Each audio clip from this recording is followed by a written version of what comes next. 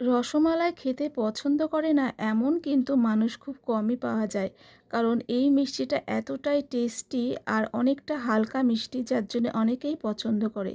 তো আজকে আমি রসমালাইটা তৈরি করব কোনো ডিম ছানা ছাড়াই। তো চলুন রেসিপিটা শুরু করা যাক। সবার আগে এখানে আমি নিয়ে নিয়েছি মিল্ক পাউডার, 4 প্যাকেট নিয়েছি 10 টাকা দামের। আর তার সাথে দিয়ে দিলাম 1 চামচ ময়দা। আর দিয়ে দিচ্ছি বেকিং পাউডার। বেকিং পাউডার এখানে আমি চা চামচের হাফ চামচের কম দিয়েছি। আর দিয়ে দিচ্ছি 1 চামচ ঘি। এইগুলো দিয়ে ভালো করে এই দুধের সাথে মিশিয়ে নিতে হবে। যদি আপনারা ময়দাটা দিতে না চান, ময়দার জায়গায় আপনারা কর্নফ্লাওয়ারও দিতে পারেন 1 চামচ, অথবা না দিয়েও দেখতে পারেন। তবে ময়দাটা দিলে মিষ্টিগুলো কিন্তু ভাঙার একেবারে চান্স থাকে না। অনেক সময় মিষ্টিটা কিন্তু ভেঙে যায় দুধে যখন ফোটানো হয়। তো আমি নিজেও বানিয়ে দেখেছি এর আগে। তো ময়দাটা দিলে একদম ভাঙার মানে সম্ভাবনাই থাকে না। তো ভালো করে মিশিয়ে নিলাম দেখুন।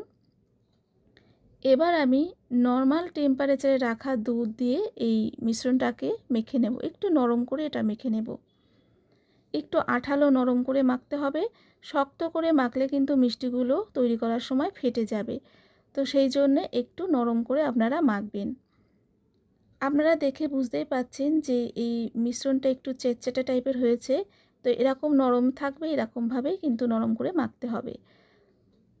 তো আমি হাতটা ধুয়ে এসে দেখুন তার ভিতরে কিন্তু এই ডোটা একেবারে সেট হয়ে গেছে।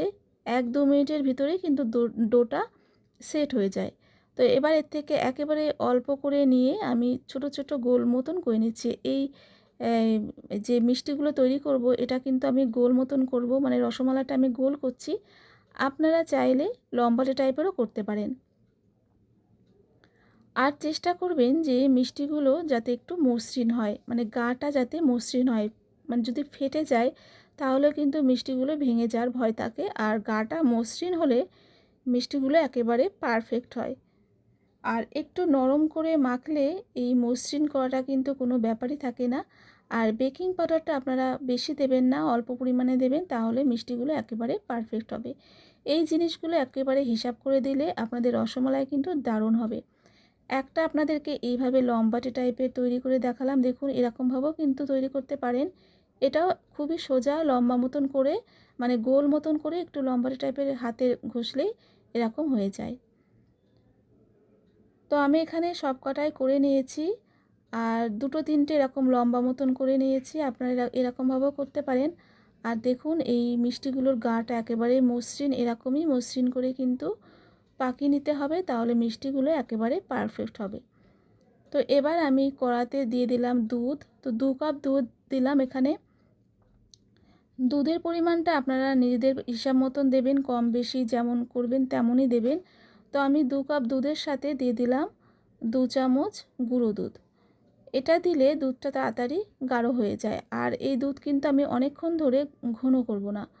আর একটু যখন হালকা গরম হয়ে গেছে তখনই কিন্তু আমি এই গুঁড়ো দুধটা দিয়ে দিলাম। দিয়ে সঙ্গে সঙ্গে মিশিয়ে নিতে হবে, না হলে কিন্তু দলা পাকিয়ে যাবে। তারপর দিয়ে দিচ্ছি চিনি। তো এখানে আমি 3 চামচ চিনি দিচ্ছি। আমার টেস্ট অনুযায়ী আমি 3 চামচ দিলাম। আপনারা বেশি খেলে বেশি দেবেন। তো এবার দিয়ে দিচ্ছি কেশর। তো এখানে আমি 1 চিমটে মতন কেশর দিলাম। কেশর না থাকলে সামান্য পরিমাণে ফুড কালার দিতে পারেন, অথবা কিছু না দিলেও কোনো অসুবিধা নেই, স্কিপ করতে পারেন। ঘরে যদি কোনো কিছু না থাকে কোনো অসুবিধা নেই। তো সব কিছু দিয়ে ভালো করে মিশিয়ে নিচ্ছি। আর দুধটা ফোটা অবধি কিন্তু আমি অপেক্ষা করব। তো দেখুন দুধটা কিন্তু ফুটতে শুরু করেছে। ভালোভাবে যখন এই দুধ ফুটে যাবে তখনই কিন্তু আমি মিষ্টিগুলো দিয়ে দেব। তো ভালো করে যখন দুধটা ফুটছে এবার আমি এই মিষ্টিগুলো দিয়ে দিচ্ছি। কারণ দুধটা গাঢ় হয়ে গেলে মিষ্টি কিন্তু ফুলতে অসুবিধা হবে। একটু পাতা থাকতে থাকতেই কিন্তু এই মিষ্টিগুলো দিয়ে দিতে হবে। খেয়াল রাখবেন মানে দুধটা যাতে ঘন না হয়, তার আগে দিয়ে দিতে হবে। তো সব মিষ্টিগুলো দিয়ে আমি গ্যাসটাকে মিডিয়াম রেখে ঢাকা দিয়ে রাখবো 3 মিনিটের জন্যে। কারণ হাই হিট করলে দুধটা কিন্তু উপচে যাওয়ার ভয় থাকে। আর আমি একটু নেড়ে চেড়ে নিচ্ছি যাতে সব পাশটা সুন্দরভাবে সেদ্ধ হয় মিষ্টিগুলো।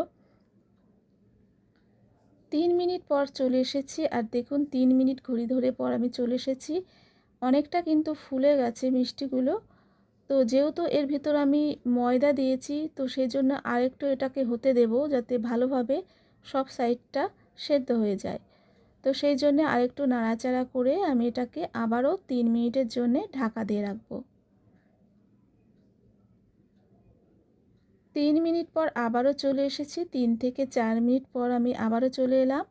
তো দেখুন এবার কিন্তু আমাদের এই মিষ্টি একেবারে হয়ে গেছে, একেবারে পারফেক্ট হয়ে গেছে।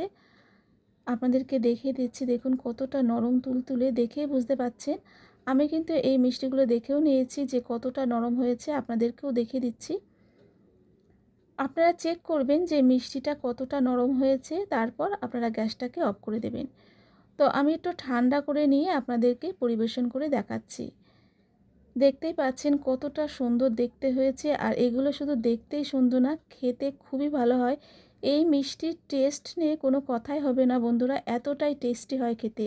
মানে ঘরে একবার তৈরি করে আপনারা কিন্তু অনেক দিন ধরেই খেতে পারেন যদি বেশি করে করেন।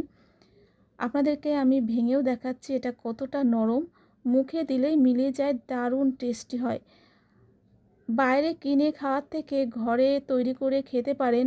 মাত্র 10 মিনিট টাইম লাগে এটা বানাতে, একদম কম সময় লাগে।